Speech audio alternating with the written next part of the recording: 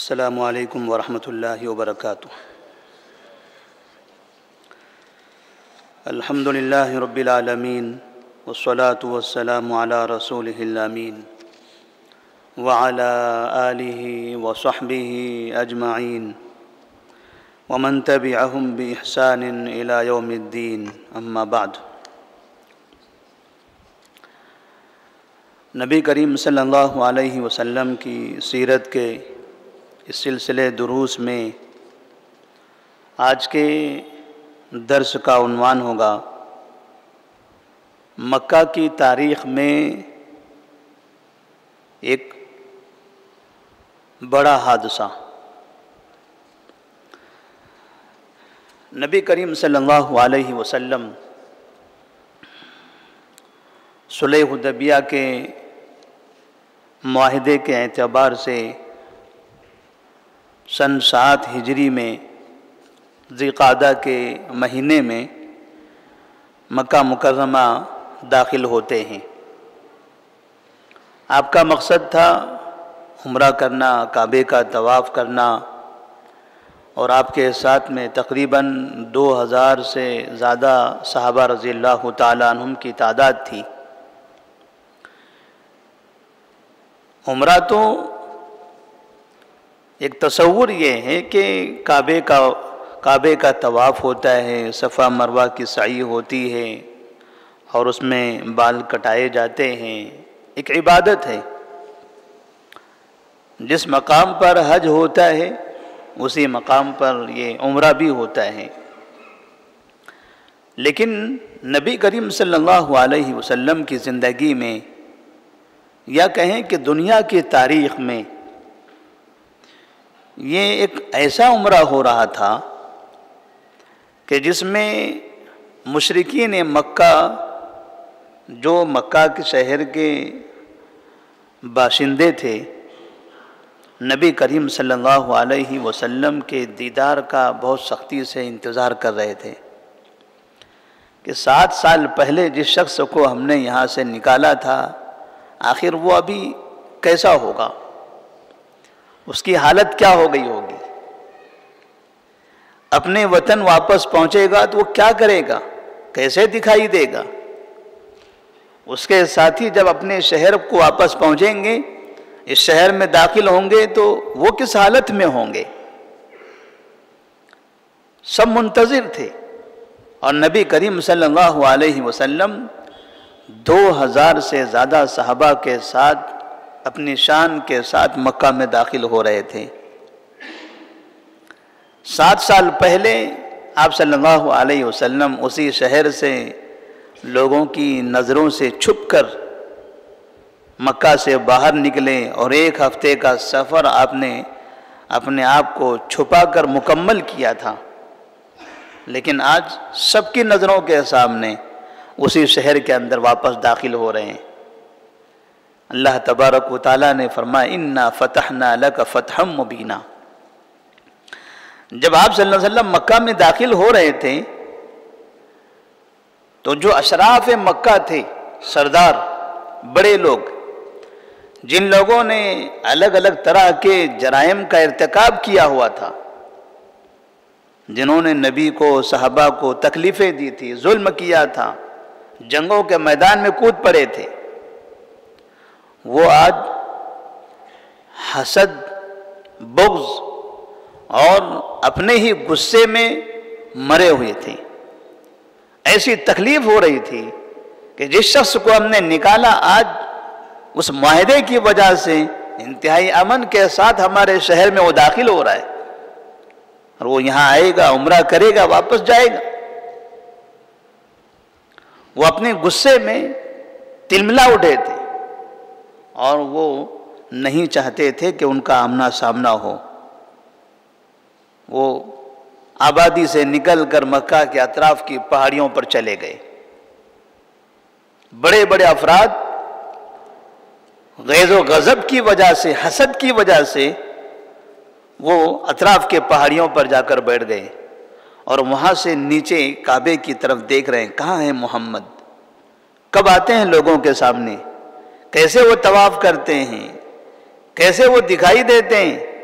ان کے ساتھ صحابہ جو ان کے ساتھی ہیں وہ کیا کرتے ہیں، یہ وہاں سے نظارہ کرنا چاہتے تھے۔ اور مکہ کے دوسرے افراد جو جوانوں کی شکل میں تھے، وہ لوگ ہجر کے پاس، حتیم کے پاس 2 لائن بنا کر کھڑے ہوئے تھے کہ یہ مسلمان آئیں اور ہمارے درمیان سے گزریں، ادھر ادھر کی کوئی حرکت نہ کریں۔ جس طرح سے بعض مرتبہ ہم دیکھتے ہیں کہ جب ہمارے درمیان سے کہیں پر کچھ لوگ روڈ سے جاتے ہیں تو دوسرے افراد یا کم سے کم پولیس ان لوگوں کو غلط کام کرنے سے روکنے کے لیے اطراف سے کھڑی ہوتی ہے۔ یہ لوگ 2 صفیں بنائے ہوئے ایسے کھڑے ہوئے تھے اور ان کے درمیان سے نبی کریم صلی اللہ علیہ وسلم گزرنے والے تھے۔ آپ صلی اللہ علیہ وسلم کے آگے عبداللہ بن رواحہ رضی اللہ تعالیٰ عنہ آپ کی سواری کی لگام پکڑتے ہیں اور مکہ میں داخل ہوتے ہیں۔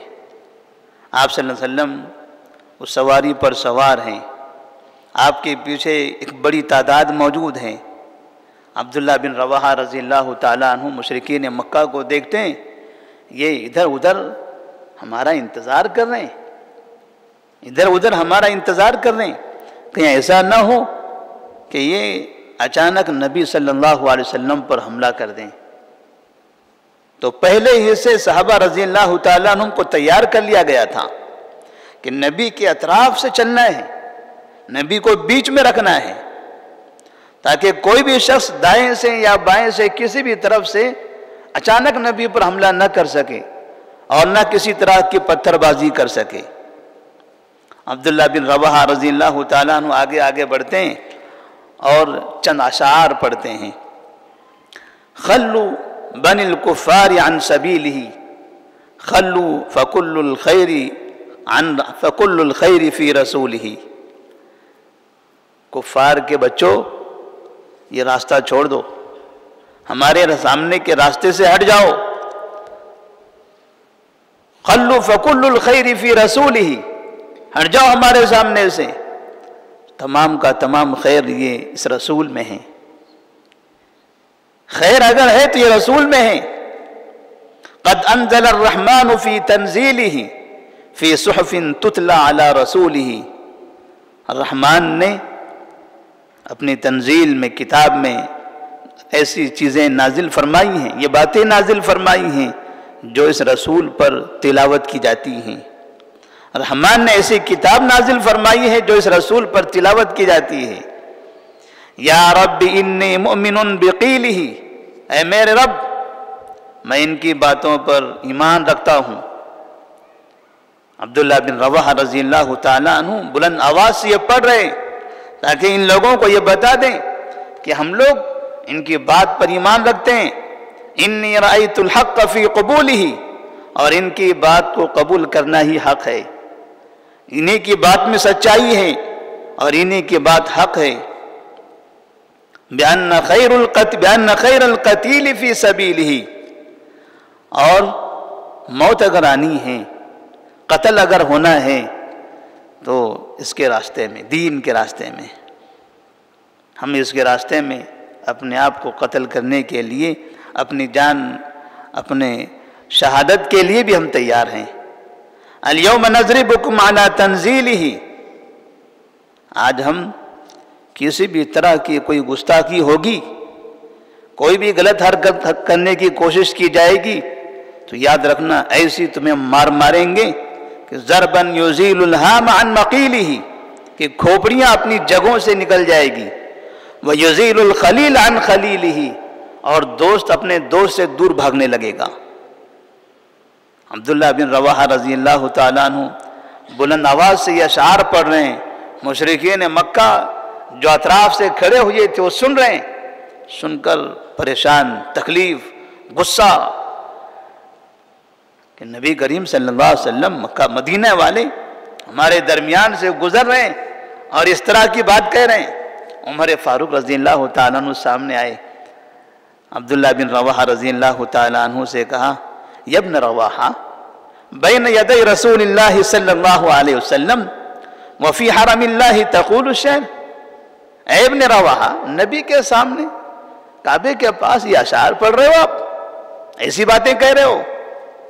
عمر فاروق رضی اللہ تعالیٰ عنہ نے عبداللہ بن رواحہ کو روکنے کی کوشش کی تو نبی فرماتے ہیں خلی عنہ یا عمر، اے عمر چھوڑ دو، کہنے دو ان کو، انہیں کہنے دو آج اشعار، اس لیے کہ ہم معاہدے کے حساب سے آئے ہیں، اور یہ افراد ان سے کبھی بھی ان سے وفاداری یا معاہدے کی پاسداری اس سے اطمینان نہیں کیا جا سکتا، ہو سکتا ہے کوئی ہمیں دھوکہ دے دے۔ تو یہ اشعار فَلَهُ أَسْرَعُ فِيهِمْ مِن نَزْحِ النَّبْلِ، عبداللہ بن رواحہ کے اشعار ان کے لیے تیر سے زیادہ سخت ہیں، یہ ان کے دلوں میں چبھ رہے ہیں، انہیں تکلیف ہو رہی ہے۔ اللہ تبارک و تعالیٰ نے ہمیں یہ کامیابی عطا فرمائی۔ نبی کریم صلی اللہ علیہ وسلم طواف شروع کرتے ہیں، ادھر اشراف مکہ اوپر سے دیکھ رہے ہیں کہ ہمارے جوانوں کے بیچ میں سے یہ 2000 کا قافلہ گزر رہا ہے، اور وہاں سے وہ تلاش کرنے میں ہے کہ آخر 2000 کے بیچ میں نبی کہاں ہیں، یہ محمد کہاں ہیں؟ کہیں ایسا تو نہیں کہ وہ دبلے پتلے ہو گئے، کمزور ہو گئے، وہ چلنے کے قابل نہیں رہ گئے؟ نبی کریم صلی اللہ علیہ وسلم جیسا کہ حدیث میں ہے کہ جب مکہ میں داخل ہو رہے تھے تو مشرکین مکہ آپس میں کہنے لگے کہ وہ قد وہنتہم الحمى، ان لوگوں کو بیماریاں لگ گئی ہیں، بہت کمزور ہو گئے، یہاں تھے بڑے صحت مند تھے، اب وہاں سے آ رہے ہیں تو بیمار حالت میں، کمزور حالت میں۔ تو اللہ تبارک و تعالیٰ نے وحی کے ذریعے نبی کریم صلی اللہ علیہ وسلم کو اطلاع دی کہ مشرکین مکہ آپ لوگوں کے بارے میں یہ سوچتے ہیں۔ تو آپ صلی اللہ علیہ وسلم نے جب کعبے کا طواف شروع کیا تو آپ نے صحابہ سے کہا ذرا رمل کرو، استباء کرو، اپنے کندھوں کو کھولو اور تھوڑا سا کندھے اچکاتے ہوئے تیز دوڑنے کی کوشش کرو۔ اشراف مکہ اوپر سے دیکھ رہے ہیں، جن کو ہم کمزور سمجھتے تھے یہ تو طاقت کا مظاہرہ کر رہے ہیں، ان کے پاس تو بڑی قوت ہے، یہ ابھی بھی ویسے ہی صحت مند ہیں، ہم نے تو سمجھا تھا یہ کمزور ہو گئے۔ اس حالت کو دیکھ کر مشرکین مکہ اور چڑھنے لگے، اور تکلیف ہونے لگی کہ ہم آہستہ آہستہ کمزور ہوتے چلے جا رہے ہیں اور مدینے والے ہر چیز میں آہستہ آہستہ طاقتور ہوتے چلے جا رہے ہیں۔ آپ صلی اللہ علیہ وسلم کعبے کا طواف کرتے ہیں، پہلے 3 چکروں میں رمل کرتے ہیں، اور اسی درمیان میں جب حجر اسود کے پاس پہنچتے تھے تو آپ چھڑی کے ذریعے حجر اسود کو اس طرح سے چھوتے تھے اور اللہ اکبر کہہ کے وہاں سے آگے بڑھتے تھے۔ آپ نے حجر اسود کا جو بوسہ دیا وہ چھڑی کے ذریعے، آپ صلی اللہ علیہ وسلم اور صحابہ رضی اللہ تعالیٰ عنہ کی بڑی تعداد تھی، اسی طرح سے کعبے کا طواف مکمل ہوا۔ طواف مکمل کرنے کے بعد آپ مقام ابراہیم کے پیچھے اتر کر 2 رکعت نماز پڑھتے ہیں۔ 2 رکعت نماز پڑھنے کے بعد صفا مروہ کی طرف جاتے ہیں، اور صفا سے مروہ، مروہ سے صفا، اس طرح سے 7 چکر مکمل کرتے ہیں۔ یہ 7 چکر مکمل ہو گئے، مروہ کے پاس 7واں چکر مکمل ہوتا ہے، اسی جگہ باہر آپ کے قربانی کے جانور موجود تھے، آپ نے وہیں پر جانوروں کی قربانی کی اور ہلاک کیا۔ یہاں سے آپ صلی اللہ علیہ وسلم کا عمرہ مکمل ہو گیا۔ اس درمیان میں آپ صلی اللہ علیہ وسلم نے کعبے میں داخلہ نہیں لیا، آپ کعبے میں داخل نہیں ہوئے، کیونکہ کعبے کے اندر تو بت تھے، کعبے کے اندر بت تھے۔ اگر آپ کعبے میں جاتے اور پھر وہاں جا کر نماز پڑھتے تو وہ سب جگہ بت رکھے ہوئے تھے، اس لیے آپ صلی اللہ علیہ وسلم اس دفعہ میں کعبے کے اندر داخل نہیں ہوتے ہیں۔ وعدے کے حساب سے یہ عمرہ کرنے کے بعد 3 دن تک کے مسلمانوں کو مکہ میں رکنے کی اجازت تھی۔ مسلمان 3 دن تک مکہ میں قیام کرتے رہے۔ چوتھا دن شروع ہوتا ہے، صبح کے وقت قریش کے بڑے افراد علی رضی اللہ تعالیٰ عنہ کے پاس آتے ہیں اور ان سے کہتے ہیں کہ قل لصاحبک اخرج عنا فقد مضى الاجل، اپنے آدمی سے کہو کہ چلے جائیں یہاں سے، جو وعدہ تھا 3 دن کا مکمل ہو گیا ہے۔ علی رضی اللہ تعالیٰ عنہ سے آ کر وہ کہتے ہیں اپنے آدمی سے کہو یا نبی سے کہو کہ یہاں سے نکل جائے، ابھی 3 دن کا وعدہ تھا کہ 3 دن تک آپ یہاں رہ سکتے ہو، لہذا 3 دن مکمل ہو گئے، اب یہاں سے چلے جائیے۔ علی رضی اللہ تعالیٰ عنہ نے نبی صلی اللہ علیہ وسلم سے ملاقات کی اور کہا کہ مکہ والے ایسا کہہ رہے ہیں؟ آپ نے کہا بالکل، ہم نے تو وعدہ کیا ہے اور ہم جانے والے ہیں۔ پھر کہا ٹھیک ہے، اگر آپ لوگ چاہو، آپ کہتے ہیں اگر آپ لوگ چاہو وما علیکم لو ترکتمونی فعرست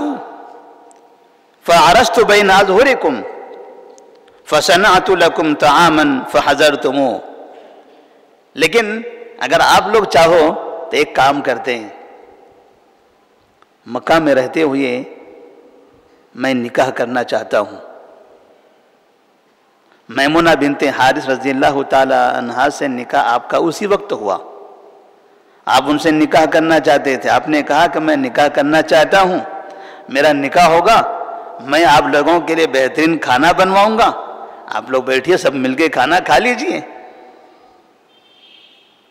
مشرکین مکہ غصے میں کہنے لگے لا حاجت لنا فی طعامک، ہمیں تمہارے کھانے کی ضرورت نہیں ہے۔ کہا ٹھیک ہے، اگر آج آپ لوگ چاہتے ہو تو آج تھوڑی دیر کے لیے کچھ وقت کے لیے ہم رک جاتے ہیں، 4تھا دن ہے، ہم آپ لوگوں کے لیے کھانے کی دعوت کرتے ہیں، آپ لوگ کھانا کھائیے۔ تو انہوں نے کہا نہیں، لا حاجت لنا فی طعامک، ہمیں آپ کے کھانے کی ضرورت نہیں ہے۔ نبی نے کہا ٹھیک ہے، ہم چلتے ہیں۔ آپ صلی اللہ علیہ وسلم اس طرح سے 3 دن قیام کرنے کے بعد مکہ مکرمہ سے واپس مدینہ منورہ کی راہ لیتے ہیں، وہاں سے نکل جاتے ہیں۔ تو اس طرح سے نبی کریم صلی اللہ علیہ وسلم نے پہلی مرتبہ مدینہ جانے کے بعد یہ عمرہ مکمل کیا تھا، کعبے کے اندر مکہ میں داخل ہو کر۔ اس سے پہلے وہ عمرہ جو حدیبیہ کے مقام پر آپ کا مکمل ہو گیا تھا، جب لوگوں نے آپ کو مکہ میں داخل ہونے نہیں دیا، لیکن اس مرتبہ اسی وہاں سے واپس جانے کی وجہ سے اتنا راستہ آسان ہو گیا کہ 3 دن تک آپ امن کے ساتھ اطمینان کے ساتھ مکہ میں داخل ہوتے ہیں، اور کسی بھی قسم کا کوئی اختلاف نہیں ہوتا، کوئی جنگ نہیں ہوتی، کوئی لڑائی نہیں ہوتی، اور اطمینان کے ساتھ 3 دن قیام کر کے آپ صلی اللہ علیہ وسلم مدینہ منورہ کی طرف لوٹتے ہیں۔ انسان کی زندگی میں کیسے کیسے تبدیلی آتی ہیں، یہ تبدیلیاں ہمیں دکھائی دے رہی ہیں۔ نبی کی 23 سالہ جو زندگی ہے نبوت کی، وہ 13 سال کا عرصہ، پھر مدینہ جانے کے بعد کا یہ 7 سال کا عرصہ، اور پھر 7ویں سال مکہ میں آپ کا داخل ہونا، یہ چند سال کے درمیان میں مکہ میں کیسے انقلاب برپا ہوا۔ جو لوگ کعبے کے سامنے نماز پڑھنے، عبادت کرنے پر نبی کو تکلیف دیا کرتے تھے، اب وہ دور بیٹھ کر نماز پڑھتے ہوئے دیکھ رہے ہیں، مگر مجال نہیں کچھ کر سکے۔ وہ دور بیٹھ کر نبی کو طواف کرتے ہوئے دیکھ رہے ہیں، لیکن کچھ نہیں کر سکتے ہیں، کیونکہ اب انہی کے معاہدے کے حساب سے ہو رہا ہے۔ اس کا مطلب یہ ہوتا ہے کہ بعض مرتبہ مسلمانوں کو مشرکین سے، کفار سے اپنی عبادات کے لیے، اپنی زندگی کے لیے، زندگی میں امن کے لیے اگر معاہدے کرنے کی ضرورت پڑے تو کرنا چاہیے۔ یہ نہیں کہ یہ مشرک ہیں، یہ کفار ہیں، ان سے ہم کوئی بات نہیں کریں گے، ان سے ہمارا کوئی معاہدہ نہیں ہوگا۔ نبی کریم صلی اللہ علیہ وسلم نے ان سے معاہدہ کیا، اور معاہدے میں کچھ بظاہر ہمارا نقصان بھی ہو سکتا ہے، ایسا ہو سکتا ہے کہ ہمارا نقصان ہو، کچھ ہمیں دبنا بھی پڑے، جیسا کہ آپ صلی اللہ علیہ وسلم کو وہاں سے 1 سال پہلے سن 6 ہجری میں حدیبیہ کے مقام سے واپس جانا پڑا، آپ نے قبول کر لیا، ٹھیک ہے معاہدہ ہو رہا ہے، معاہدے میں یہ بات طے ہو رہی کہ اس سال واپس جائیں گے لیکن آئندہ سال تو آئیں گے، ادھر نہیں تو کم سے کم ادھر تو ہوگا، کیونکہ مشرکین کفار بھی چاہتے ہیں کہ ہمارا بھی رعب قائم رہے۔ ٹھیک ہے آپ کا بھی رعب، کب تک کے رعب چلاؤ گے آپ، کب تک کے دبدبا رہے گا؟ اللہ تبارک و تعالیٰ تو ایک دن اس میں تبدیلی پیدا کرنے والا ہے۔ دوسری چیز، نبی کریم صلی اللہ علیہ وسلم نے جس طرح سے نرمی کا مظاہرہ کیا تھا حدیبیہ کے مقام پر، اس کا یہ اثر تھا کہ یہاں مشرکین مکہ اتنی بڑی تعداد میں ہوتے ہوئے، وہ لوگ جو مدینہ میں آ کر نبی پر حملہ کرنا چاہتے تھے، وہاں قتل کرنا چاہتے تھے، وہ ان کے اپنے گھر میں داخل ہو کر نبی عمرہ کرتے ہیں، ان کے شہر میں گھس کر نبی عمرہ کرتے ہیں، لیکن کسی کی مجال نہیں کہ نبی کو ہاتھ لگا سکے۔ 2000 سے زیادہ صحابہ رضی اللہ تعالیٰ عنہم داخل ہوتے ہیں، کسی کو کوئی تکلیف نہیں ہوتی۔ یہ قرآن کہتا ہے وَلَوْ كُنْتَ فَظًّا غَلِيظَ الْقَلْبِ لَانفَضُّوا مِنْ حَوْلِكَ فَاعْفُ عَنْهُمْ وَاسْتَغْفِرْ لَهُمْ وَشَاوِرْهُمْ فِي الْأَمْرِ۔ اے نبی صلی اللہ علیہ وسلم، اگر آپ سخت ہو گئے، سخت مزاج اگر آپ ہو جاؤ گے، یہ سب آپ سے بھاگ جائیں گے، کوئی بھی آپ کے قریب نہیں رہے گا۔ تھوڑی نرمی کا مظاہرہ کیجئے، سب آپ کی مدد کرنے لگیں گے۔ جو آپ کے ہیں وہ تو آپ کے ہی رہیں گے، جو آپ کے نہیں بن سکیں کم سے کم وہ آپ کو نقصان پہنچانے سے تو بچیں گے۔ تو مسلمانوں کو بھی یہ طریقہ اپنانا چاہیے کہ نرمی کا مظاہرہ، جس شہر میں جس علاقے میں رہتے ہیں وہاں کی قوموں کے ساتھ اچھے تعلقات، ان سے اچھے معاہدے، کہ ہم اپنی جگہ پر رہتے ہوئے امن کے ساتھ اپنا کام کرتے رہیں، اپنی عبادت کرتے رہیں۔ اور نبی کریم صلی اللہ علیہ وسلم کی یہ تاریخ، یہ عمرے کا یہ واقعہ ہم سب کے لیے دلیل ہے۔ اللہ تبارک و تعالیٰ سے دعا ہے کہ اللہ تبارک و تعالیٰ ہم تمام کو دور اندیشی سے، سنجیدگی سے کام کرنے کی توفیق عطا فرمائے۔ اس ملک میں جہاں کہیں بھی مسلمان ہیں، ان مسلمانوں کو کفار کے سامنے، مشرکین کے سامنے ایک حکمت کے ساتھ اچھے انداز سے پیش آنے کی توفیق عطا فرمائے، تاکہ جان کی بھی حفاظت ہو اور معیشت کی بھی حفاظت ہو اور اپنے ایمان اور دین کی بھی حفاظت ہو، اور ان کے درمیان میں بھی دین کی دعوت دینے میں بھی آسانی ہو۔ والسلام علیکم ورحمۃ اللہ وبرکاتہ۔